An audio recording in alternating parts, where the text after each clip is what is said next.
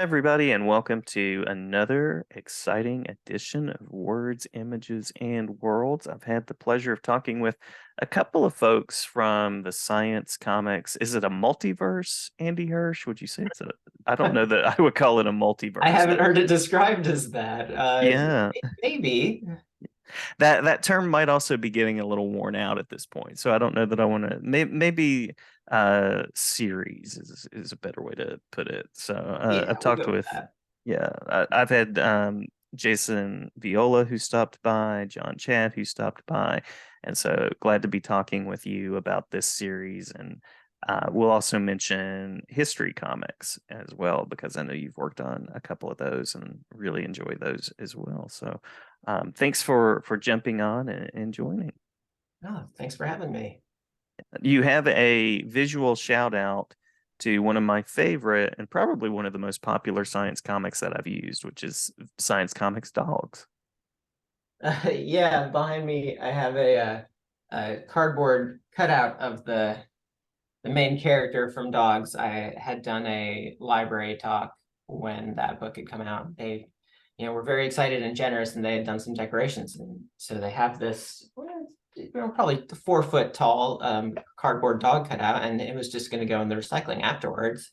But I said, I think I can fit that in my car. Can I take that with me? I would love to have an oversized cutout of my dog. So Yeah, love it, love it.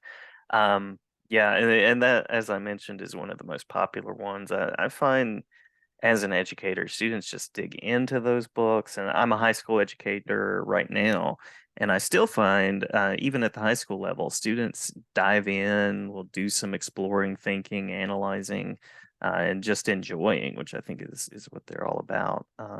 What's connected you to this world of comics creating and authoring and in general, we can talk about in general and then maybe talk a little more about science and history comics. Um, well, as for comics in general, I think as a kid, I was a voracious reader, of course. And at that time, I think the thing about comics was that the newspaper came every day. So I was a funny pages guy to start with. And it's, there's new comics every day. They just come to the house and you're having cereal. You can only read the back of the box so many times. So the comics Hmm. were there, and that was kind of my in. So newspaper strips, and then you could get the collections. This was in the 90s, so the library collections were much thinner than they are today. So Uh, as far as you know getting into broader reading, it took a little time, but until then, every day something new in the paper. That was kind of my in, and I started, um, kind of imitating my favorites, trying to draw your own version of a Calvin and Hobbes strip, what hmm. have you. And first you're tracing, then copying, and then doing your own take on it, and then you want to do your own characters.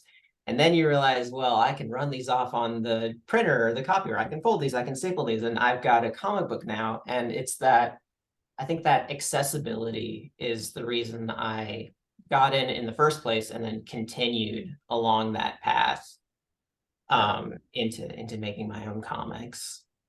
very, very cool, very cool. And I'll also mention, as someone whose roots are in comic strips, you've done some Garfield stuff. Am I right about that? You've done some cover art and different things there. Yeah, that was a kind of a wild thing to get into. That was my first ongoing job. I had done some variant covers for like Adventure Time books that Boom was putting out at the time. Um, and then one time, the one of the artists who had been working on their monthly Garfield book was late or something came up, but in any case, they needed a last minute fill in, and Mm. available. I did that. I made sure I got it in. And then I got another opportunity to do it the next month. And then I just, stayed on that. And it didn't start out as an ongoing thing, but it became that. And Garfield is, I mean, I used to have a stack of Garfield books as tall as I was. Oh yeah, So yeah. drawing on model kind of came easier than I expected it to, just because I had spent so many hours, so many years reading these Garfield comics. Um, so it was a kind of a cool thing. I got to work on Garfield. I did a couple Peanut stories, which is really hard. It is so hard to try to get those on model. I did my best though. I got to work on a lot of cool things, but Garfield was really I don't know. It was neat to get to be a part of that, to be, I don't know. I think I called myself America's fourth favorite Jim Davis for a little while there. Yeah, and the great thing about comics now is that they're so accessible. You can find them. I mean, you just go to the web and search. Hmm. That's a great thing as well, because once upon a time, if I mentioned that or brought that up, it'd be like, well, where do I find that, or where do I go, and who's got that? Growing up in a small town, I had that experience of like, where are the comics? And so now it's great when you find a creator to just link across and find a lot of the work that they've done. Right. And I think, I was saying how thin the library selection used to be. It was a Garfield book and a Doonesbury collection. So only one of those was for me, right? Um, Right. but I think so much credit goes to educators and librarians who have been or become huge advocates of this. And obviously the readers who, give that feedback, say, we want more of this. And so, you know, the more you check out at the library, the more the library wants to get to it. And I just think that's been a huge part, especially for something like science and history comics, these series. The educational and library systems are just a huge part of the audience and connecting us with readers. Yeah.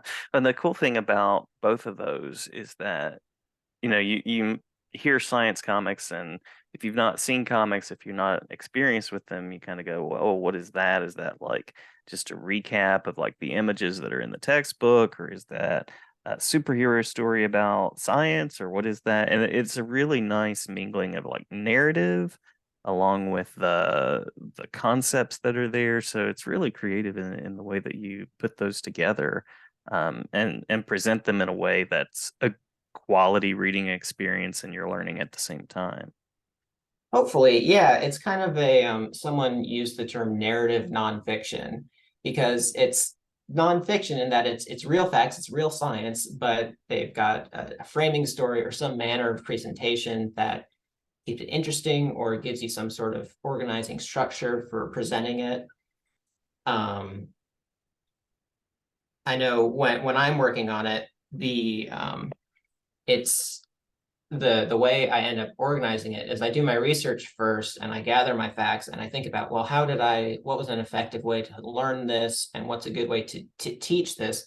And the shape of that is kind of what suggests the story in the first place. So it's still very nonfiction first, and the rest is kind of a wrapper that reinforces and makes it entertaining. Yeah, and your work has been ongoing in those. You had electricity out a little less than a month ago, and you've done several. I didn't actually go through and count, but several of those, and a couple of the history comics as well, which I appreciate. So there are just lots of resources there that, for one thing, if you're an English teacher, you can kind of get students interested in. But then, obviously, if you're a teacher who's teaching one of those things, there's probably a text out there that's going to pair up with a lesson, a unit, and so they can be enjoyed, and I don't want to diminish the enjoyment factor, but I also just want to say there are great possibilities there.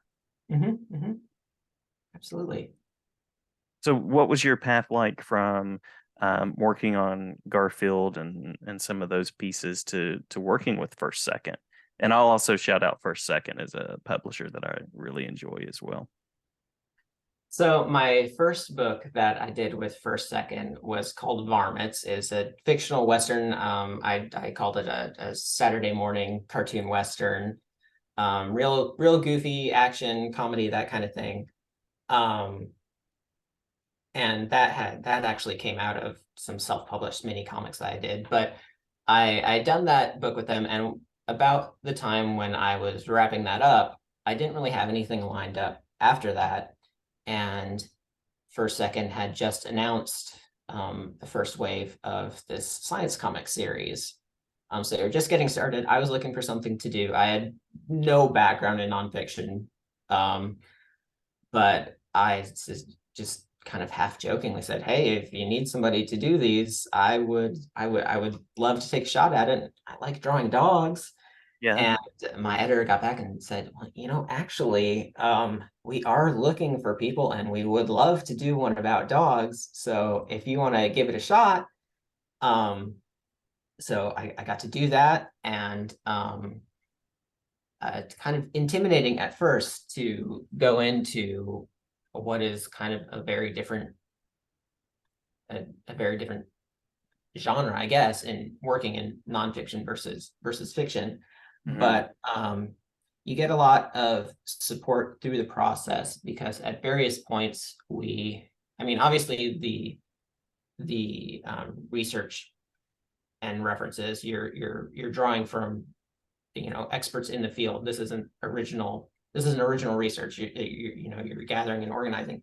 But at various points, we talk to um, different fact checkers or experts. We bring in, a couple people each book to read at various points and make sure that you're getting everything right. So Hmm. there's kind of that that safety net there to make sure that okay, if I get it wrong, we'll catch it. Somebody smarter than me will catch it before it goes to print. I'll have a chance to fix it. So I've got help. It's a team effort there.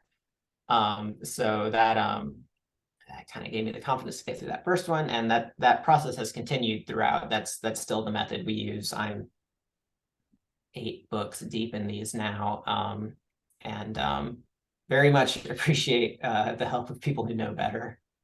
Nice. Definitely a team collaboration. That's one of the nice things about comics in general is that you often have a team. Not always, but often. Mhm, mhm. And great vulnerability there and just talking about getting it right because that's also something I think educators deal with is nobody knows everything.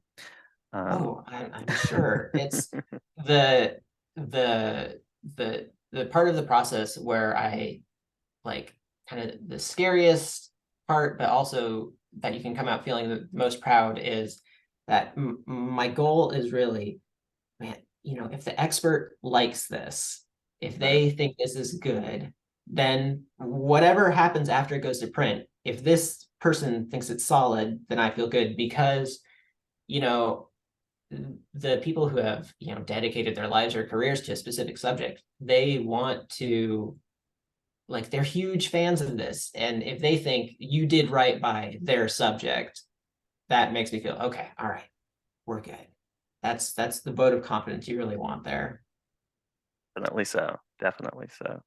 I'd mentioned resources for educators out there. If there are additional resources that you'd like to share through the publisher or anything like that, any of those pieces that you'd like to make sure to mention. Um, I mean, obviously the library system is kind of my go-to for a lot of these, but one thing that has come in handy a lot is the Internet Archive because I'm not in academia. I can't, go all over to all these, private collections at college libraries and stuff. But the archive has all sorts of out of print books from, 150 years ago, even for some of these history books that I've done. You'll find, you know, these limited print runs at the time, right? But they've been digitized, and you have access to these things from home because Hmm. of the public domain and these points of access that we have. So that has really come in handy on almost every book, maybe something from the on the Internet Archive, and the public domain is just indispensable. Definitely. And um, I'll also mention for folks that are listening that are going, yeah, comics, classroom, maybe. There is solid research out there that you can find from people like David Lowe, Sturge Bitzakis. Dr. Ashley Delacqua was on an episode just a few back. And she's actually done a study with science comics in the classroom.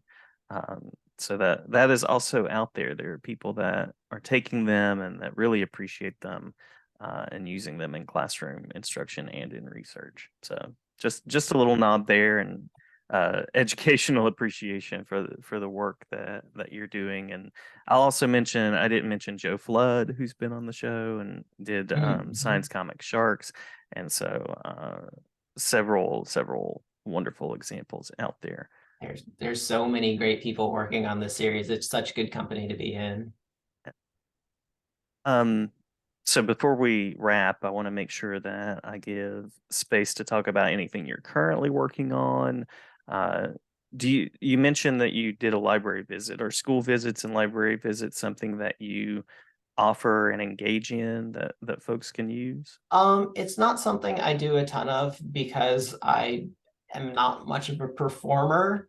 And that part of the job is difficult for me. I try to do things now and then just like locally, but it's not a big part of what I do. I love doing podcast interviews and stuff like that. Fantastic. Yeah. So And thank you that for part of saying yes to it's great. that. Of course, no, it's nice to be asked, and this has been a very good conversation. So Yeah, I've enjoyed it as well. And I imagine, given your work, your volume of work, you probably have a few things on the drawing table at the moment, I would imagine. I do. We're kind of so far ahead of schedule that I don't know if anything has been announced yet. Hmm. I've got another science comic coming out next fall. Um, that one's done. It's been done for a little bit now. Yeah, I don't know if it's been announced, but I got to draw a lot of like space stuff. So there's a hint there. That was fun. That's kind of a new type of topic for me. I've done a lot of biology things, but getting more technical with electricity. So kind of continuing on that path there. And then after that, I am in the middle of working on a new fiction, a graphic novel. So the kind of Wonderful. thing I haven't done in a while. So we're Yeah. going from nonfiction back to fiction just for a bit. And then hopefully more science or history after that, because I love working on this series. It's so cool to get a chance to take a deep dive into something totally new. I come into these not knowing anything about anything. So it's an opportunity to kind of be a student again. And you know, learning's fun, right? Making comics is fun. Yeah, absolutely. Absolutely. Well, I'll be looking forward to the fiction piece as well, because I enjoy a good story and appreciate the work that you do.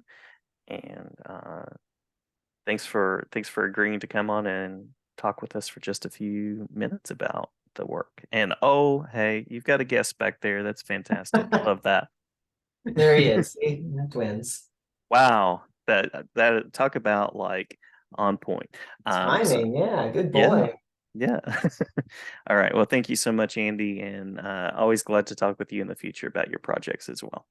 Thank you. It's been great. I really appreciate it.